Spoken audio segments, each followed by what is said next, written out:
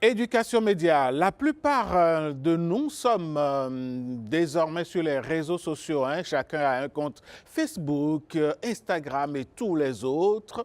Mais est-ce que vous savez que ce que vous faites sur Internet constitue une signature que les autres aperçoivent? Est-ce que vous savez que vous laissez une image dans le monde public, dans l'espace public, laissé à l'appréciation des uns et des autres? La question se pose ce matin et nous allons justement aborder cette question avec notre invité, M.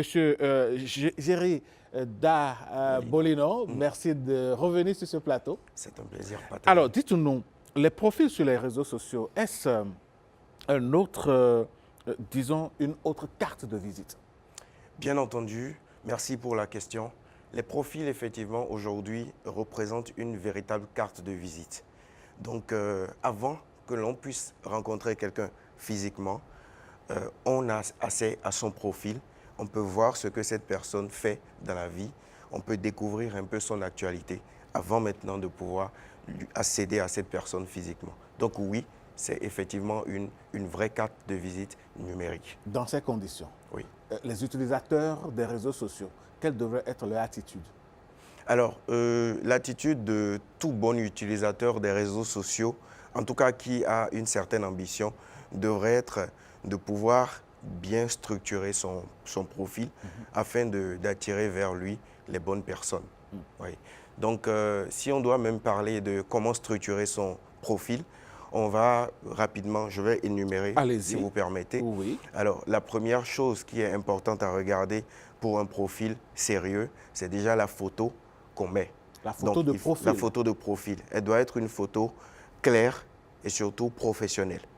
Et au-delà de ça, votre description doit révéler également votre valeur.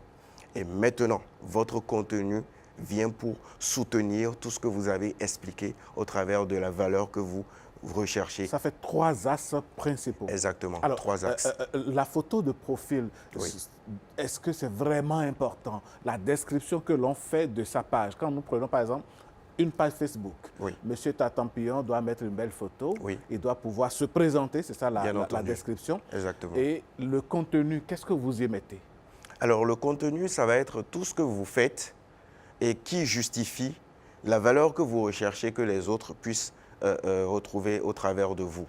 Je donne un exemple tout simple. Vous êtes créateur de contenu. Oui. Vous êtes peut-être égérie d'une marque. D'accord? Évidemment, ce que vous avez à faire, c'est déjà de montrer qui vous êtes. On doit voir votre faciès. On doit voir à quoi vous ressemblez. Pour voir si, entre-temps, ça correspond, par exemple, aux besoins d'autres entreprises, par exemple. Alors, au-delà de ça, votre valeur. Donc, vous décrivez ce que vous faites, ce que vous pourrez apporter à vos partenaires. Vous devriez être en mesure de le décrire en très peu de mots. Et maintenant, les contenus que vous présentez, ça va être, par exemple, vos collaborations, les marques que vous avez pu représenter, en gros, votre portfolio.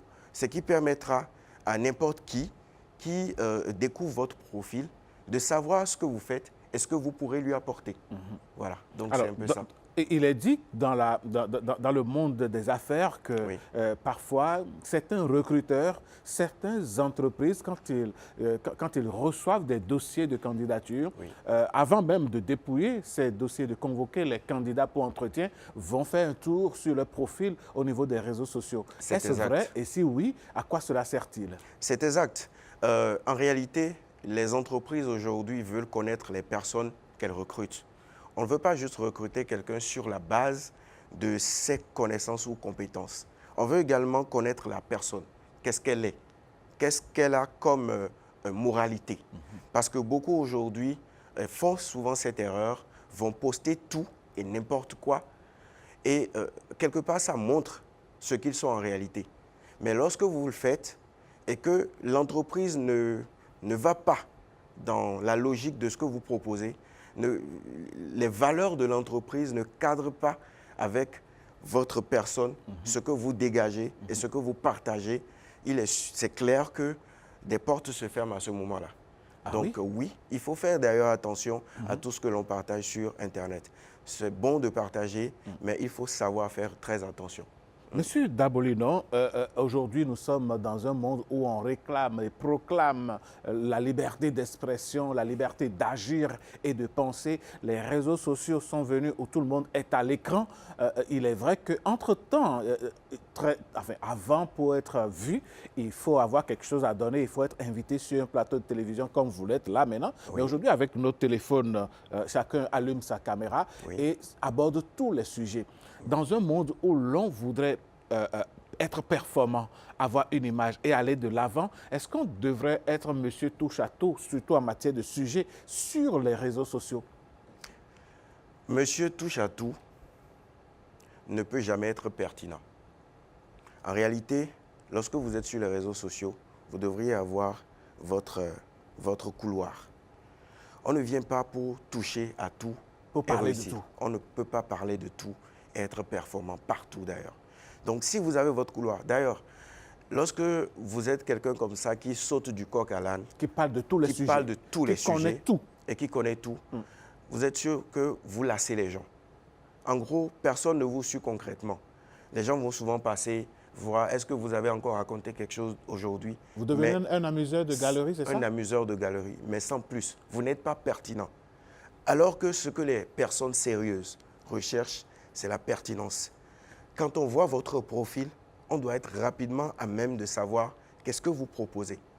Est-ce que ce que vous proposez, ça va avec ce que ceux qui découvrent votre profil recherchent? Si ce n'est pas le cas, ils passent. Les opportunités existent toujours. Mais c'est que parfois, elles vont ailleurs tout simplement parce que vous n'êtes pas aligné avec ce qu'il faut.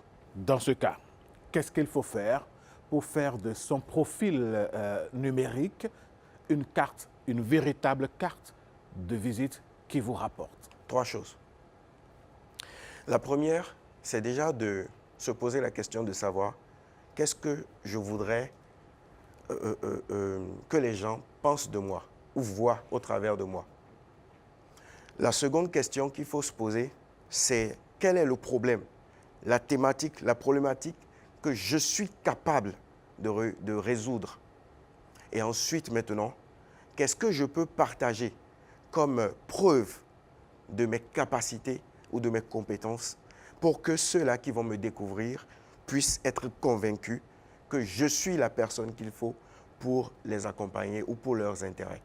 Voilà. Merci de nous avoir donné ces clés, Monsieur Géry Dabolino. Je rappelle que vous êtes entrepreneur. Bien sûr. Et vous êtes aussi spécialiste en live commerce. Exactement. Et donc, les réseaux sociaux, tout ce qui est marketing digital, Tout ce qui est marketing digital, vente en direct, oui, oui, ça me connaît. Et maintenant, nous aussi, on vous connaît par rapport à ça. Merci. Et les téléspectateurs avec. Et surtout, merci d'avoir été prompt à accepter notre invitation et à partager ces connaissances avec les téléspectateurs. C'est un plaisir. Désormais, ce plateau est le vôtre. Merci. Revenez quand vous voulez. Merci. Partagez avec nos amis téléspectateurs tout ce qui rentre dans le monde du digital. En effet, allez, comment est-ce que vous abordez votre week-end? Vous savez qu'il y a beaucoup de rendez-vous culturels, hein, Monsieur Dabolino. En effet, mais les priorités restent les priorités. Les priorités, toujours. Merci beaucoup. Merci à vous.